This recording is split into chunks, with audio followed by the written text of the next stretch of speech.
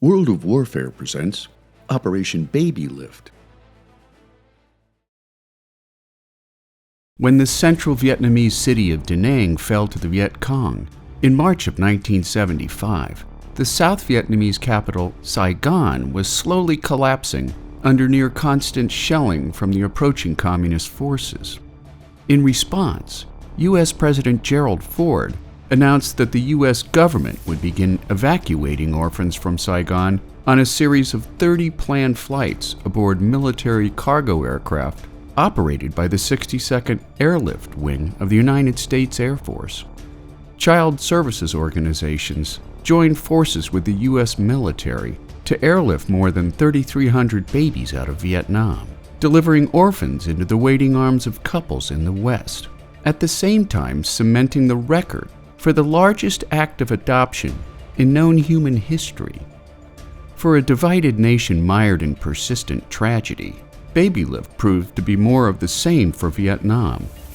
When the first C-5A cargo plane left Tan Son Nhut Airport shortly after 4 p.m. on April 4, 1975, 12 minutes into the flight, there was an explosion that tore the lower rear fuselage apart, causing the loading ramp door to open and separate.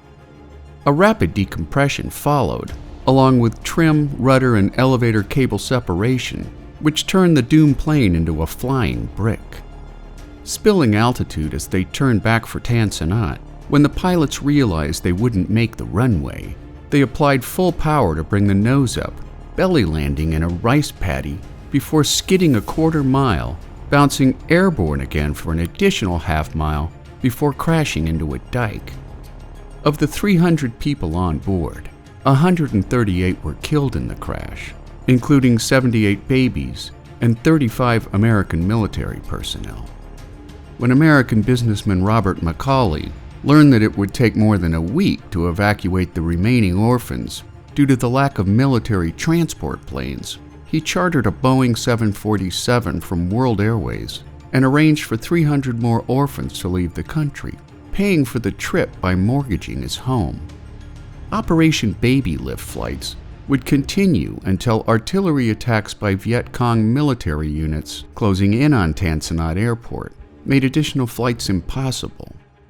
By the fall of Saigon on April 30, 1975, Operation Babylift, along with Operation New Life, witnessed the successful evacuation of over 110,000 at-risk refugees from South Vietnam.